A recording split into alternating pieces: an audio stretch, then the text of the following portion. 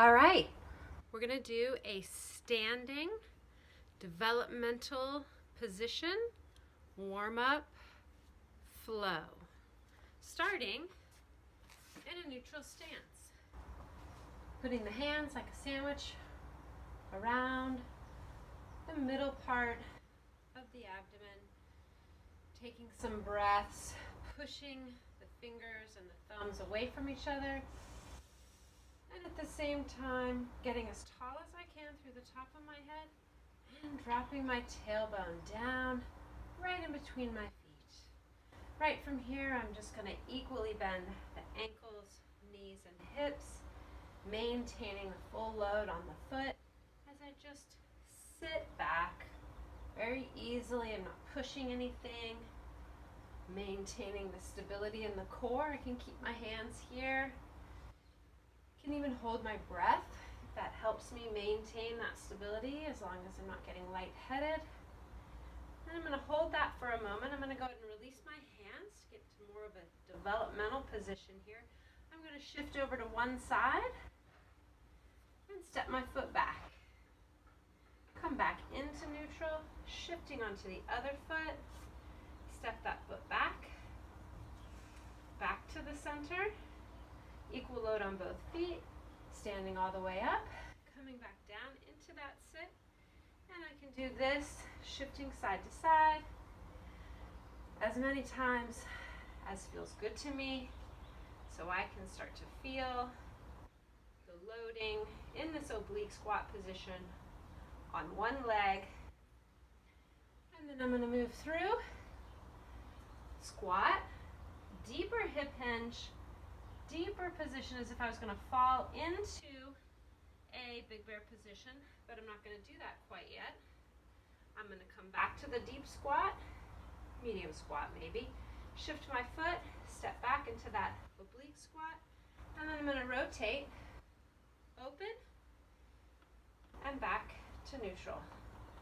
Open, I like to bring my hand into this open arrow shooting position because it really helps me tell whether or not I'm just moving the hip or if I'm keeping sagittal stability and moving the hips and shoulders in the same plane. Do that a few times.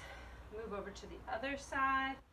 Always working that equal loading of the foot right down from the center into the front and back of the foot. Rotating. I can keep my eyes pointed down if I want and look at the load, the alignment of the knee and the toe. Coming back to the center, standing up if I need a little break on those hips. Coming back into the sit, deep hinge position. Go ahead and fall into that big bear. Feel it for a moment. Come back, stand up, squat, hinge even more. Swinging those hips up a little higher to fall into big bear. Come back, stand up. This time I'm going to step back. I'm going to do some phasic leg movement here. I'm just sliding my foot on the ground. I still have a little bit of weight in it, just allowing this flexion extension without any accessory movement besides the appropriate phasic movement of the arms. Again, we can switch and do the other side. Come back to neutral. Deep hinge, big bear, standing all the way up. Deep hinge, big bear.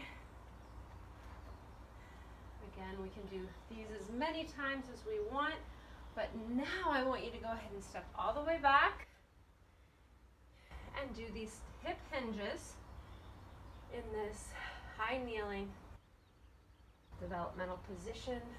2 or 3 of these. Then we're going to put our hands down, twist into tripod, curl the back toes, lift the hips up so the knee goes straight up. Reach that arm, unload the hand, come all the way up, and stand to go to the other side. High kneeling, hip hinge, warming up those hips. 2 or 3 times, 6 to 8 times. Hands down, big twist, curl the back toes, hips come straight up, knee comes straight up, bottom knee that is.